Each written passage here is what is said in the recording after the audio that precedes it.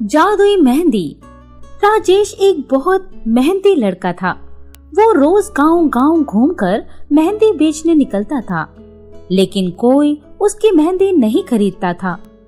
इतनी मेहनत करने के बावजूद और इतनी अच्छी किस्म की मेहंदी होने के बावजूद भी उसकी कोई खास बिक्री नहीं होती थी। कई बार उसे भूखा सोना पड़ता था, इसलिए उसे भूखे रहने के दर्द का एहसास था। जब भी उसकी कोई बिक्री होती तो वो अपने खाने का इंतजाम करने के बाद बचे हुए पैसों से किसी भूखे को खाना खिला देता। वो जिस पेड़ के नीचे बैठकर खाना खाता था, वहाँ रोज एक चिड़िया उसे आराम करते और खाना खाते हुए देखती थी। एक दिन राजेश बीमार पड़ गया और इत्तेफाक से उस दिन उसके पास खाने के लिए कुछ भी नहीं था, तो मजबूरी में उसे उस दिन भी मेहंदी बेचने जाना पड़ा। लेकिन शायद उसका वो दिन ही खराब था। सुबह से शाम हो गई, मगर एक भी ग्राहक नहीं मिला। बेचारा थक हार कर उसी पेड़ की तरफ बढ़ा जहां वो रोज खाना खाता था। रास्ते में उसे एक बुढ़िया मिली। उसने मेहंदी का दाम पूछा, मेहंदी को परखा और राजेश से थोड़ी मेहंदी खरीद ली। राजेश खुशी से फूला नहीं समाया और हांफते हुए डॉक्टर के पास पहुंचा। डॉक्टर को अपनी बीमारी के बारे में बताया। डॉक्टर ने उसे दवाइयां लिखकर दे दी और साथ में ये भी कहा कि दवाइयां खाली पेट मत लेना। राजेश डॉक्टर की क्लिनिक से निकलकर मेडिकल स्टोर पहुंचा। उसने दवाई की पर्ची स्टोर पर दिखाई। स्टोर वाले ने दवाइयां तो दे दी, लेकिन दवाइयां खरीदने के बाद राजेश के पास बहुत कम पैसे बचे थे।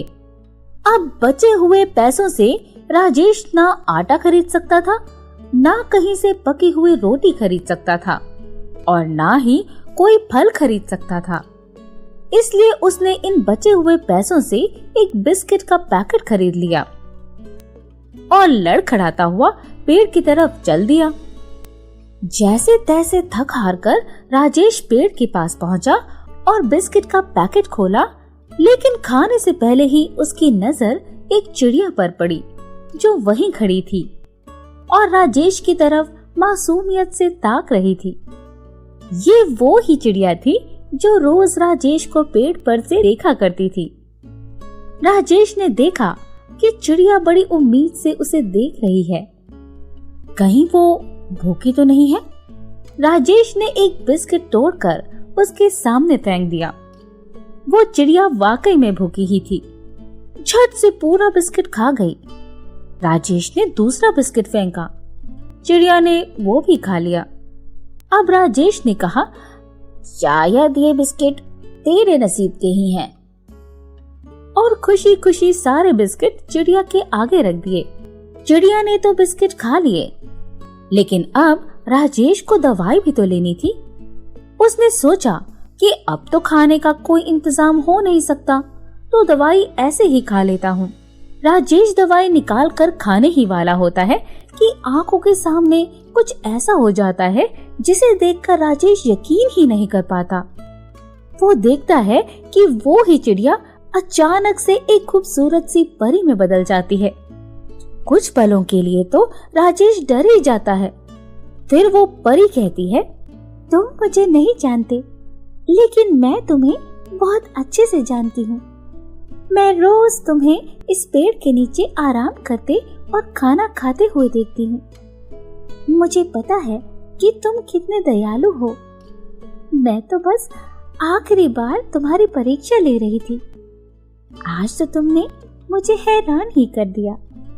तुम बीमार थे और भूखे भी थे, फिर भी तुमने अपनी परवाह किए बिना मुझे अपना खाना दे दिया। तुम्हारी इसी इंसानियत को देखकर मैं तुम्हें एक तोहफा देना चाहती हूँ।